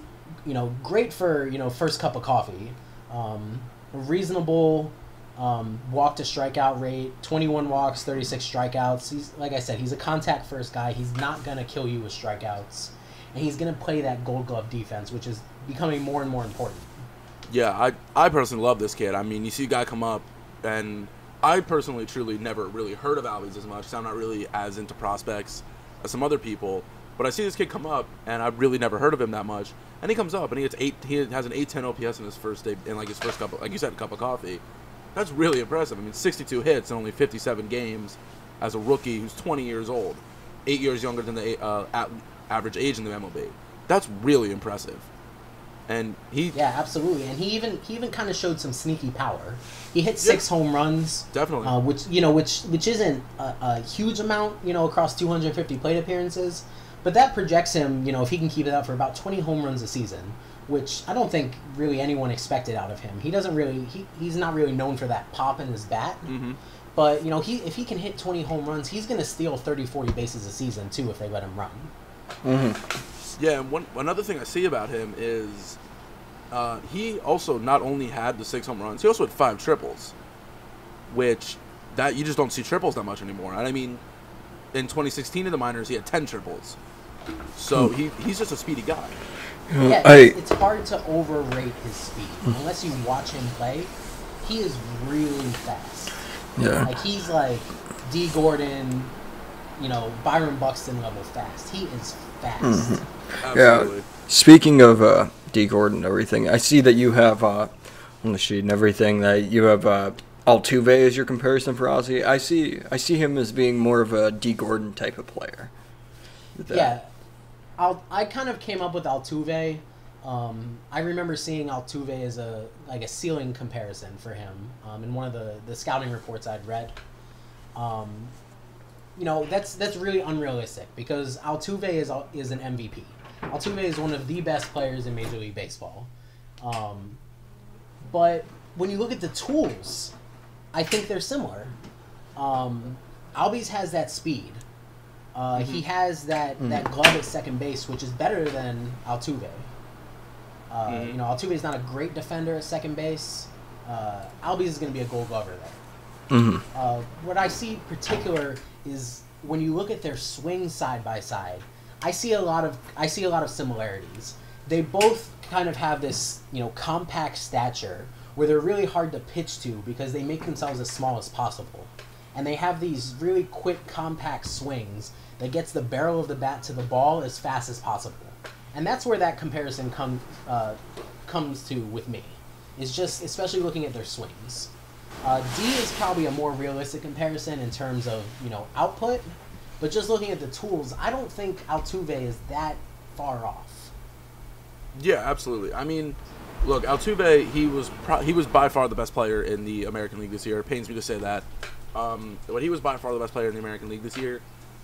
If Albies can even be just a Jose Altuve light, I mean, Albies I don't ever think is going to hit 350 with 25 home runs. So if he can even be a minor version of that, that is a win for the Braves. Huge win for the Braves. And it just goes along with the saying, it just goes along with what I said before, they just keep developing good players. And they've developed Ozzy Albies very well. So I'm excited to see the future for this kid. And 2 people I see on your list now, Jason, are 2 pitchers you have, Mike Soroka and Luis Gohara. Now, one thing I wanted to bring up first is, for Gohara, you have CC Sabathia as your comp for him. Can you explain to me what you see in that? Yeah, so the CC comp is a visual thing. When I look at them pitch, CC has that lower 3/4 arm slot, almost throwing his sidearm. He uses his weight to generate a lot of the whip of his arm, especially on his slider, because he throws across his body. Mm-hmm. I see the same thing when I look at Gohara pitch. I see that, lower 3/4 arm slot. I see him throwing it, across his body. really using the weight of his body and that torque to generate his velocity. Mm-hmm. Yeah, I look at Gohara, and I mean, he was 20 years old this year. Not great, really, in his debut. 4.91 ERA and 29 innings. But the thing that strikes me out about that is he pitched in 5 games, and that averages to just under 6 innings a game. So he's 20 years old, and he's already showing that he could maybe one day be the guy who gives you a bunch of innings. And the other thing that's interesting to me is his ERA was high, but his FIP in his first cup of coffee in the majors was only 2.75. So he showed his promise. I mean, obviously FIP isn't the only indicator of how good a pitcher could be, but it's a big indicator. Mm-hmm. And I'm excited to see what this kid can do. Yeah, totally. Yeah, there are going to be 2 keys to Gohara succeeding in the majors. First thing is keeping his walks down. Mm-hmm. He averaged 2.5 walks per 9 this season. You know, he's gonna need to get that down under 2 if he really wants to be that guy who can give you, you know, around a 3 ERA, who will give you, you know, 180, 200 innings a season. Mm-hmm. And then along with that, he really needs to focus on controlling his physique. Because like we were talking about earlier with Kevin Maitan, Gohara's had some issues with his weight. You know, he's been up and down. He's had some weight fluctuations. Right now, he's smaller. He's looking lean. He's looking good in the off season from videos I've seen. If he can keep that weight down, he has that kind of smooth, repeatable delivery where he can deliver all really 3 of his pitches from the same arm angle, same slot, and make it really deceptive for hitters on both sides of the plate because he has that lower 3/4 arm slot. You know, he can be effective against both lefties and righties at the plate. Mm-hmm. Yeah, totally. I feel like that changeup, especially, which is his 3rd pitch, he doesn't quite have it where it needs to be right now, but his fastball and slider are electric. Yeah. If he can get that changeup consistent where he wants it, he's gonna be really good. Yeah, I agree completely on Gohara. The changeup is just the piece he's missing. There's not really much he can. When he does throw it, when it's on, it's a good pitch. It's just inconsistent right now. Yeah, he just needs more practice. He just needs more time with it. Yeah, and he's only 20. He's going into the age 21 season, so he's got time to learn. And the thing that strikes me the most about him is at the age of 20, his Fangraphs has his fastball, his average fastball velocity at 97, and his changeup at 88. So he's got some differential in speed there. I think if he even works on keeping his changeup a little slower, that's just going to make the fastball play up even more. And he already has an electric fastball. So if he can pair that, and his slider's at 84 miles per hour according to Fangraphs. So if he can slow down the changeup a little bit and keep both of his secondary pitches super slow, that's just going to make his fastball even more aggressive. And that's, again, going back to the CeCe comp, that's what made CeCe so good in the beginning of his career. Yeah. CeCe's a totally different pitcher now that he lost the velocity. But what made him so good is he had the slow off-speed pitches that played up his fastball that he was just blowing by people. Yeah, absolutely. Maybe throw an Ephus in there. As long as he doesn't throw it against A-Rod. We've seen how much A-Rod likes the Ephus pitch. Yeah, A-Rod loves the Ephus pitch. But anyway, another player you have who I've been trying to get in fantasy for so long from one of the guys in our fantasy league, Mike Soroka. You have him comped to Michael Fulmer. Fulmer, obviously an incredible pitcher. I still think Sanchez deserved the Rookie of the Year that year. That's just personal opinion. But Fulmer, an incredible young pitcher. Where do you see that comp? Explain that comp to me. So the comp is really in his changeup. Okay. Soroka's changeup is really good. It's one of the better changeup in the entire minor leagues right now. He controls it well. It's really deceptive because he throws it at the exact same, arm angle and release point as his fastball. And his fastball plays off it really well because he throws his fastball at 97, 98. He's hit 100 before. Yeah. So he can touch it when he needs to. A big thing now for him is that he doesn't give up homers. And this is, we're in the era of home runs right now. Soroka is such a strikeout guy. Combining that with his ability to limit homers, he can be a front of the rotation pitcher for the Braves.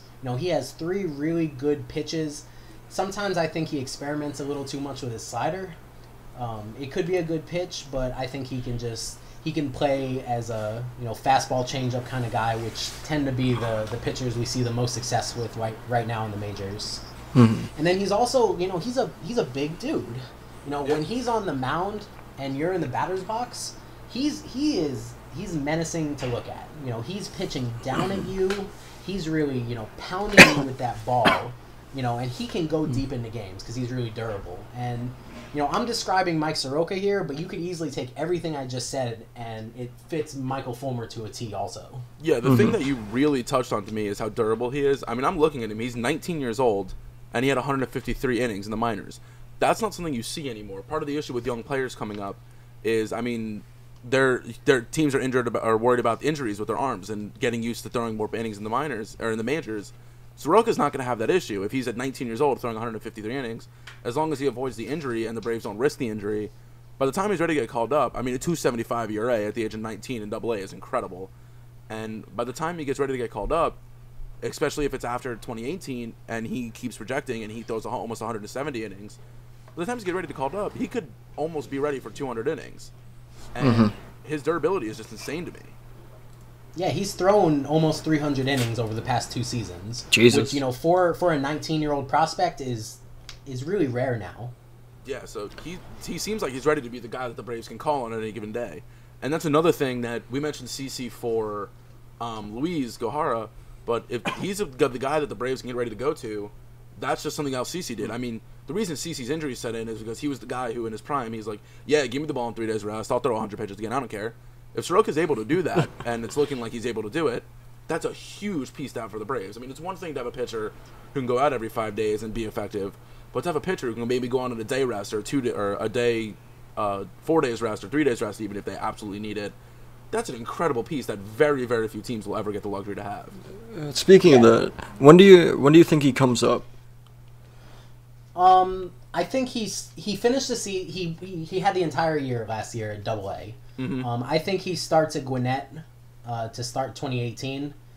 If he keeps pitching as well as he did last year, the 1.087 WHIP across 153 innings at AA. If he can do that in AAA, increase his innings total again, I think the Braves could give him a chance in September, assuming that his innings are still at a manageable amount. And that's what I kind of see from him. I mean, the Braves really aren't in that big of a rush to call anybody up, which is why I was a little surprised they even called Albies up this early. They're not really in a rush because realistically, I think that they're still maybe 3 years away from really competing again. But seeing a guy like Soroka pitch this well, if he pitches this well again in AAA, why not give him a chance? Just let him see what he can do in the majors, and maybe he could be the guy that jumpstarts their rebuild early. Yeah, totally. And look, I love Soroka. I've been dying to get him in fantasy. I'm going to keep trying to get him in fantasy in our Dynasty League. Hopefully I can get him before Jason sneaks in and takes him out from under me. Hey, I already had Soroka at one point. Yeah. Yeah, you did. Once I get him, he's here to stay. That's all that matters. I think you gave me every other Braves pitching prospect except for him. I mean, I had all of them. You did. So. Now they're all great. They are all you good. Can't. That's the problem. They are all Can't go great. wrong. But anyway. Well, speaking of other players on the Braves, people I've been trying to get in fantasy, let's talk about the Canuck on the team. Freddie Freeman, man. To be fair, the fake Canuck. Yeah. He's from California. He's a fake Canadian, but I love him. I love him to death. He still plays for them in the baseball tournament. Yeah, I mean, look, I love Freddie. I really regret betting against him. Me and Jason, we had a bet this year where who would hit more home runs, Rizzo or Freeman. I chose Rizzo. Thank God Freeman got hurt, otherwise it would have gotten destroyed in that bet. I see Freddie Freeman as a guy who, if he continues, by the end of his career, there might be a potential Hall of Fame case for this player. I mean, totally. Freeman, he's only 27. He just finished his age 27 season. He's currently sitting at 26.6 BWAR. But in his last few years, I mean, since 2013, the worst season, air quotes, worst season he's had, he was only 3.1 more. So, I mean, he knows what he's doing. He's a major league player. He's a stud. He's one of the best hitters in the majors. His swing is just absolutely gorgeous. I mean, Jason, I know you could talk about this guy all day long. Yeah, so let me read you 2 slash lines, blindly. Okay. First one, 311, 441, 584. Okay. And then the second one is 304, 401, 576. Those are pretty comparable slash lines. The second player strikes out more, doesn't get on base quite as much, but he's giving you a lot of production. The first player is going to give you 175 WRC plus. The second guy's going to give you 152. Those are both MVP figures. Yeah, the first guy one is Mike Trout. Mike Trout, yep. Mike Trout, That's what best I player thought. in baseball. The second guy is Freddie Freeman. Yeah. And that's over the past 2 seasons, 2016, 2017. Both Trout and Freeman had, layoffs in 2017 because of injuries. But really, in terms of complete hitters, I think there's a case to be made that Freddie Freeman has been right up there with Mike Trout among the best hitters in baseball over the last 2 seasons. And I think he's criminally underrated. Oh, no. Freeman is criminally underrated. I mean, look, Mike Trout, there's only 2 players in baseball that are in a league of their own. Actually, no, well, I'll go 3. Mike Trout, Clayton Kershaw, and Max Scherzer are the only 3 players, in my opinion, who are completely in a league of their own. But when you even think of a guy like Freeman, who's on a team like the Braves, who have been struggling, who haven't been good since I think it was 2013 was the last time they were in the playoffs. Yep. So you have a guy like that on such a criminally underrated player on a team that bad. He's getting compared to Mike Trout, and I don't completely disagree with your comparison. I mean, obviously Trout's in a league of his own, but Freeman's been that guy who, no matter how bad the team has gotten, he's been consistent, and he'll stay consistent. And it's at a really deep position, yeah. which I don't think you can overemphasize. First base right now is probably as strong as it's been in this era of baseball. Since the steroid era ended, first base right now is a stacked position, and it's only getting better with guys like Cody Bellinger coming through. Yeah. But even so, people talk about, the top 2 guys at first base, Paul Goldschmidt, Joey Votto. Then you have, those next couple guys, Miggy's fallen off, Rizzo's there, Edwin's there. Bellinger. Bellinger, who's on the up and up. Then you have Freddie right there, who actually, since 2013, so over the last 5 full seasons, Freddie is 3rd in FWAR among first basemen, only behind Goldie and Votto, and it's close. I mean, Freddie's at 23, Goldie's at 28, Votto's at 26. Yeah. And, people are talking about it, Goldie is an MVP candidate every year. Votto probably should have won the NL MVP this year. I'm into that. Freddie Freeman is going to win an MVP, and it's going to be soon. I completely agree. I mean, he would have been the MVP this year had he not gotten hurt. Yeah, absolutely. And I just, I look at this guy, and I'm going to be honest with you for a second, Jason. I told myself I'd never admit it, but a long time ago, the Braves were my NL team, and I loved what they were doing. I mean, it was when they had Andrelton Simmons and the end of Chipper and all those guys, but they were my NL team for a while, and I always said to myself, Freddie's just the guy. And this is even before he was hitting. He had 34 home runs in 2016. This is when he was hitting 20 home runs and 18 home runs. So to see him just keep expanding and keep bringing his game up, that's just incredible. I mean, how much better can you get than an 897 OPS? Oh, Freddie got better. He had a 989 OPS this year. So yeah, not to mention that swing, which, I'm a sucker for uppercut swings. I think Freddie has the prettiest swing in baseball right now. Oh, Freeman's swing is gorgeous. Freeman's swing is absolutely gorgeous. I love it. I love watching him hit. Yeah, he's fully bought into that that kind of league-wide revolution we see with launch angle. Because he came up as a contact-first baseman. Absolutely. He hits over 300. He's not going to strike out enough to hurt you. But he never was a slugger. He wasn't one of those traditional slugging first basemen who would hit 30, 40 home runs in a season until he was. Yeah. And it just kind of happened without anyone realizing it. He turned into this guy who's still going to hit 300, but will also give you 30, 40 home runs in a season. And that's, that's pretty rare right now. That's great. It's a crazy... To me, the thing that's the most interesting is, a player like that, you might expect, maybe he just got the little extra boost where his doubles turned into home runs and kind of come back in doubles. That is the complete opposite for Freeman. If you look at him in 2015, he had 18 home runs and 27 doubles. And now 2015 was a little bit of a down year. He only had 276. But he comes back in 2016. He hits 302. He almost doubles his home run total, going from 18 to 34. And then also nearly doubles his doubles total, going from 27 to 43. I mean, he literally just one day was just like, you know what, I'm going to turn it up a notch. he literally just became a better player in every aspect. Yeah, and he added about 4% onto his strikeout rate between 2015 and 2016, which is expected. But at the same time, his OPS jumped too. So he's striking out, but he's also, hitting more home runs, hitting more doubles. He hits a sneaky amount of triples for someone, who looks like Freddie. For a first baseman, he had 6 triples in 2016.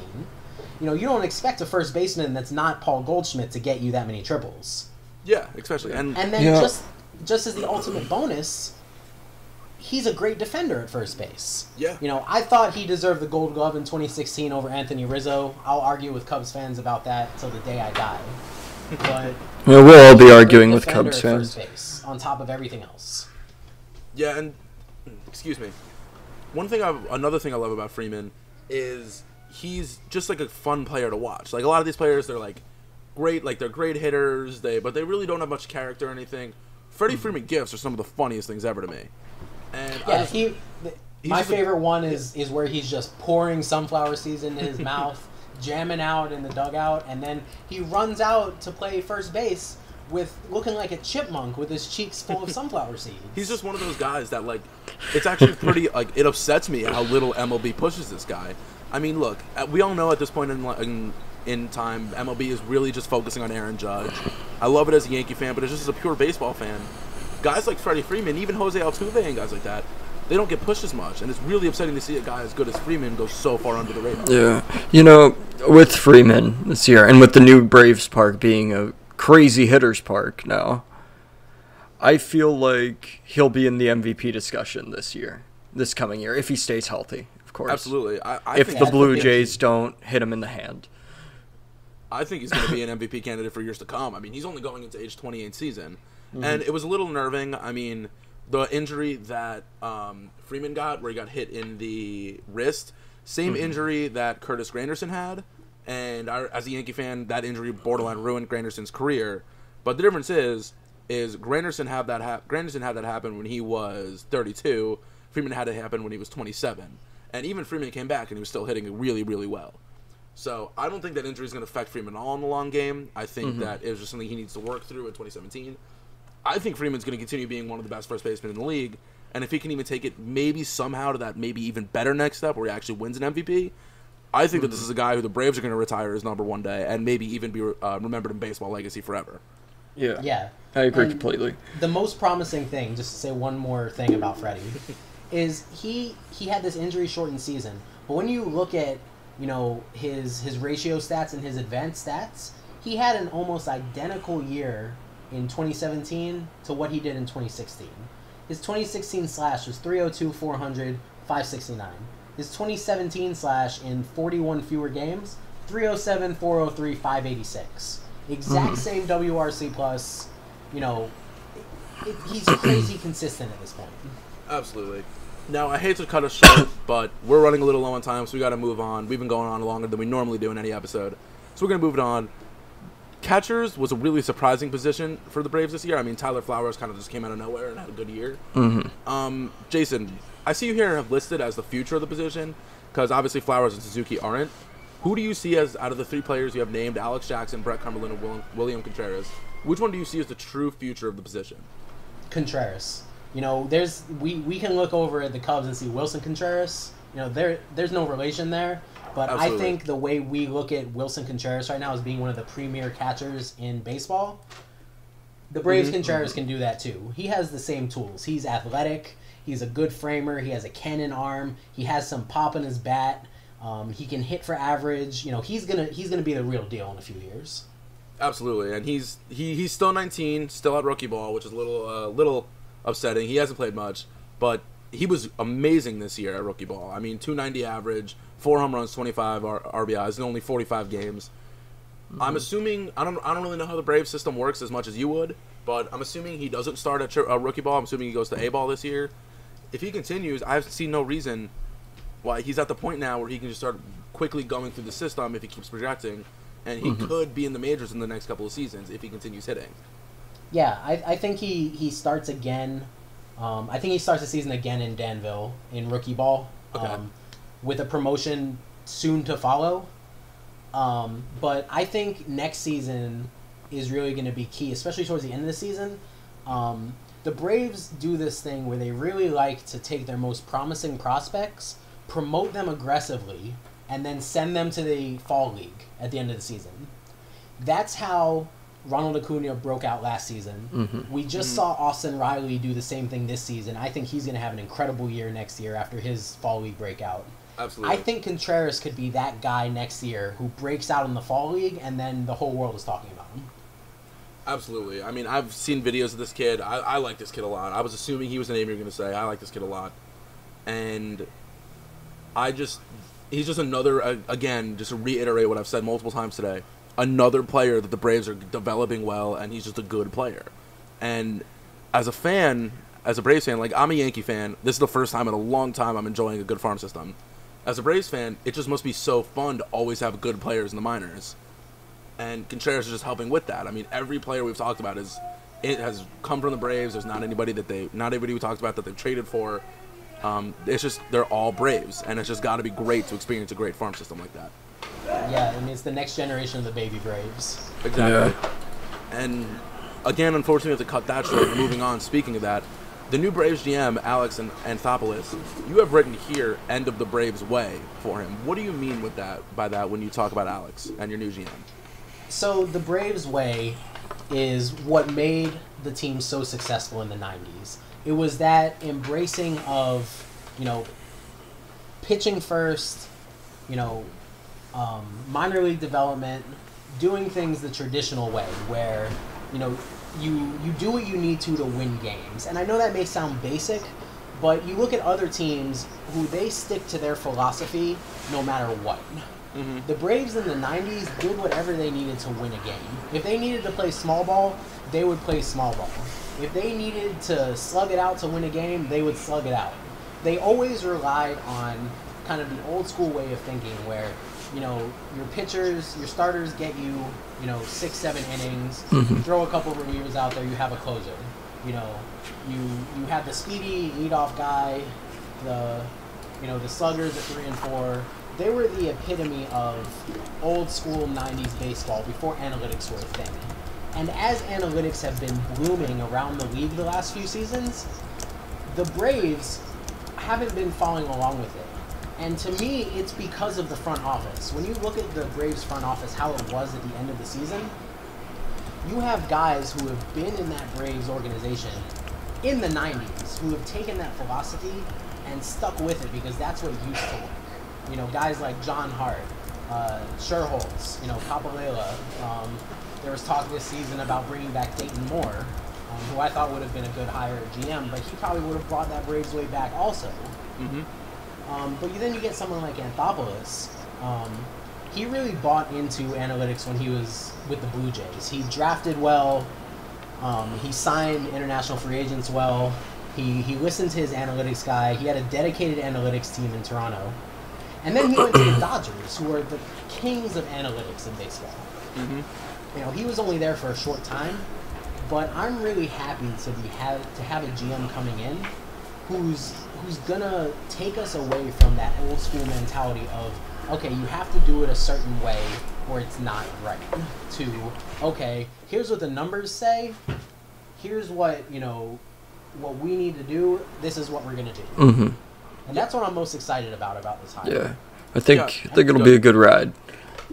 And hopefully it also leads to a new manager, because I am not on board with Brian Snitker as long-term manager in Atlanta. He's also a long-time Braves guy.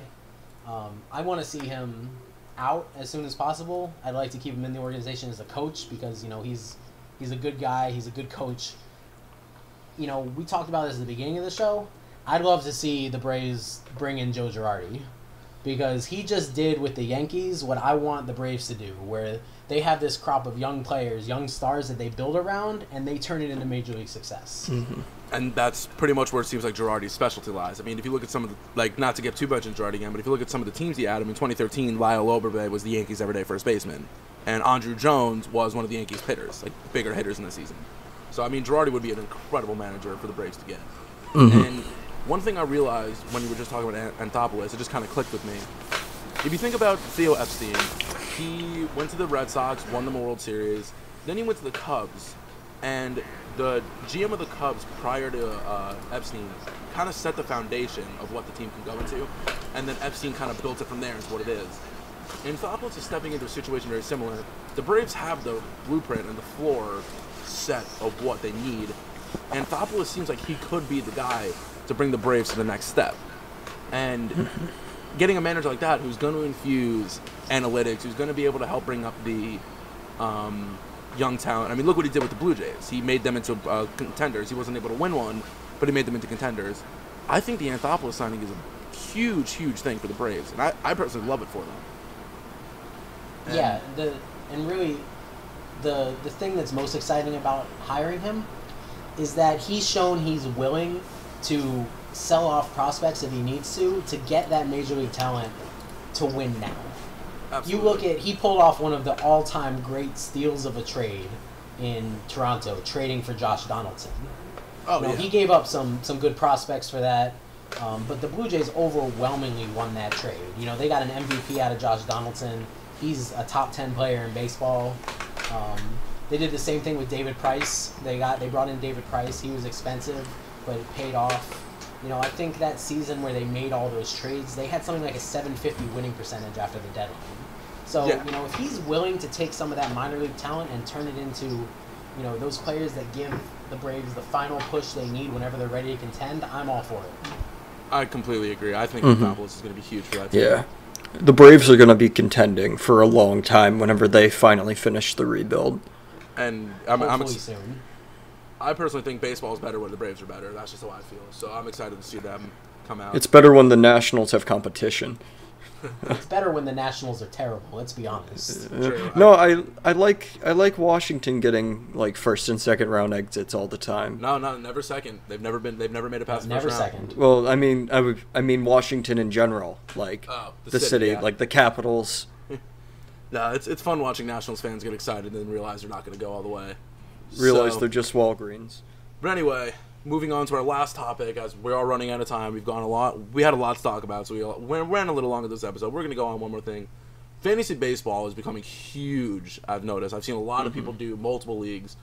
The Braves have a lot of interesting picks. Jason, who do you think would be like a sneaky pick that you can get from the Braves? Yeah, so I've got two guys, a hitter and a pitcher. For hitters, I think that if you don't get one of the top catchers in the league, the Gary Sanchez, the Buster Posey, the Wilson Contreras, I think you can wait until, the 8th, 9th, 10th, maybe even later round of your draft. Pick up Tyler Flowers and Kurt Suzuki. It doesn't always make sense to carry two catchers on your roster, but between the two of them in 2017, they had the best overall production from catchers in the league. And if you're willing to put in, the time and effort to platoon a position, I think they could be the type of late round pickups that could win you a league in 2018. That makes complete sense. I was really surprised with how good the Braves catchers were this year, especially because it seemingly came out of nowhere. Yeah, it was wild. But who's the pitcher you were talking about? So we talked about Luis Gohara earlier. I think the guy, the sneaky pickup pitcher for the Braves in fantasy is actually going to be our other rookie pitcher who's probably going to start the season in the rotation, Max Fried. Oh, Fried. Whoa. Okay.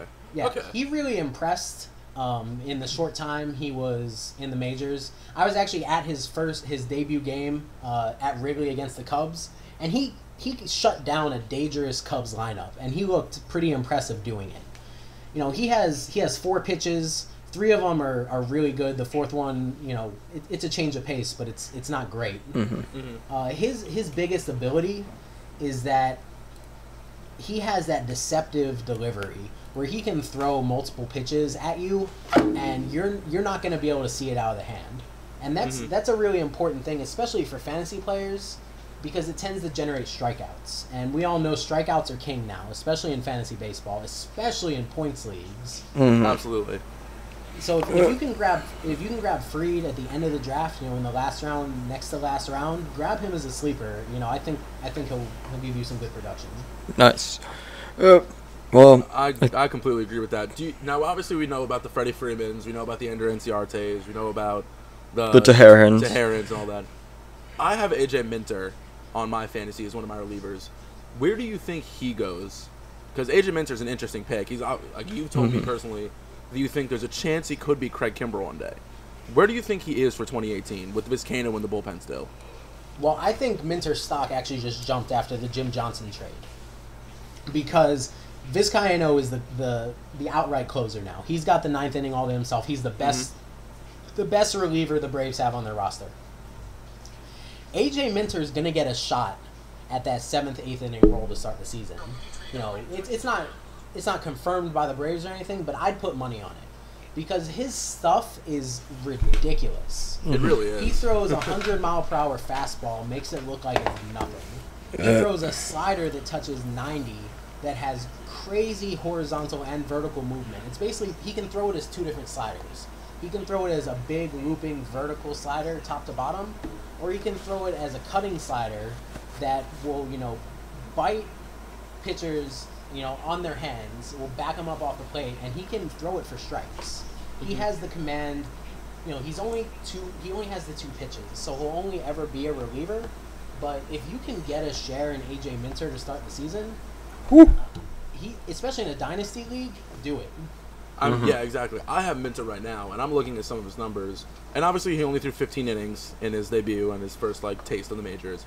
But if you look at some of the stats, I mean, his 26 strikeouts in 15 innings, his strikeout to walk is 13. His strikeouts per 9 was 15.6. His WHIP was exactly 1.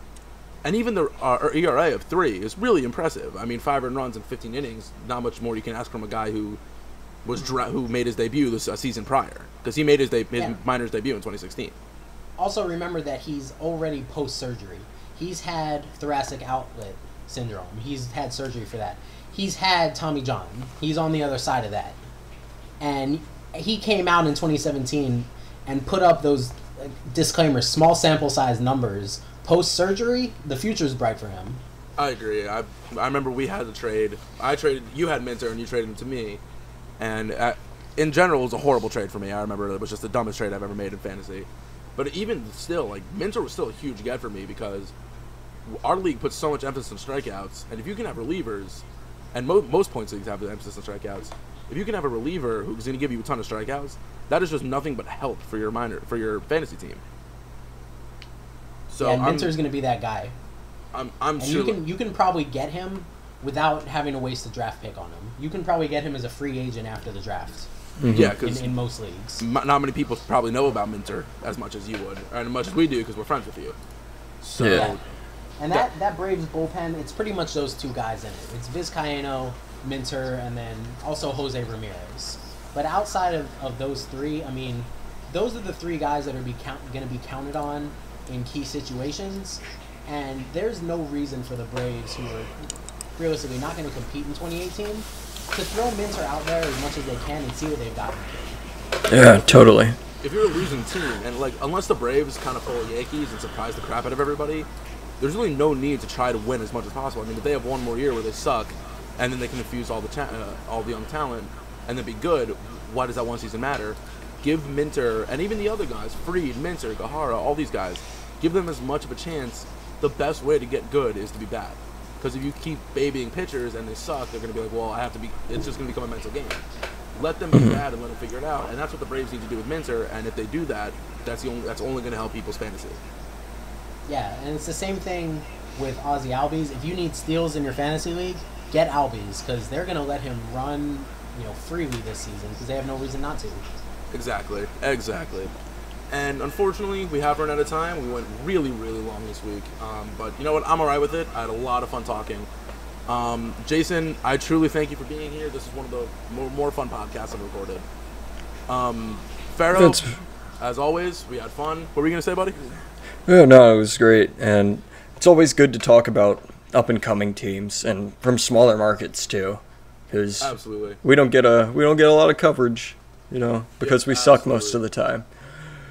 Yeah, but it was a fun time. It was a very fun time. Jason, talked a lot. Jason, again, thank you for being here. To all of you listening, no problem, guys. To all you listening, hopefully you listened to the entire episode because we did talk about a lot about the Braves and it was a fun time.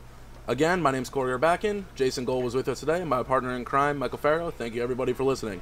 Yep. Hey, guys. Have a good day.